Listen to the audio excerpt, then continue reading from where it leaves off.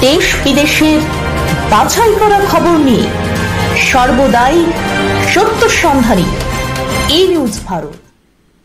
নমস্কার, ই নিউজ ভারতে আপনাদের সকলকে স্বাগত। শুরু করছি ওয়েদার আপডেট। ঘূর্ণাবর্ত এবং জোড়া অক্ষরেখার প্রভাবে কলকাতা সহ দক্ষিণবঙ্গের জেলাগুলিতে ভারী বৃষ্টির পূর্বাভাস দিল আলিপুর আবহাওয়া দপ্তর। একাধিক জেলায় হতে পারে অতি ভারী বর্ষণ। হাওয়া অফিস জানিয়েছে, রাজ্যে এই মুহূর্তে বর্ষা অত্যন্ত জোরালো, যার ফলে সারা সপ্তাহ ধরে বিক্ষিপ্তভাবে জেলায় জেলায় হালকা থেকে মাঝারি বৃষ্টি হবে।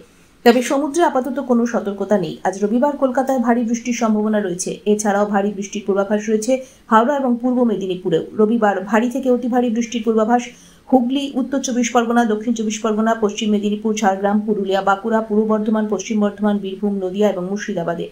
এর মধ্যে নদিয়া, পূর্ব বর্ধমান, বাঁকুড়া, পুরুলিয়া, ঝাড়গ্রামে, পশ্চিম মেদিনীপুরেও এবং হুগলিতে কমলা সতর্কতা জারি করা হয়েছে। আজ কলকাতায় আংশিক মেঘলা আকাশ। আজ কলকাতা ও তার পার্শ্ববর্তী অঞ্চলে দিনের সর্বোচ্চ তাপমাত্রা 30 ডিগ্রি সেলসিয়াস, সর্বনিম্ন 27 ডিগ্রি সেলসিয়াস, অনুভূত তাপমাত্রা 35 ডিগ্রি সেলসিয়াস। বাতাসে আপেক্ষিক আর্দ্রতার পরিমাণ 85%। আজকের বৃষ্টিপাতের পরিমাণ 12.5 মিলিমিটার। ব্যুরো রিপোর্ট, ই নিউজ ভারত।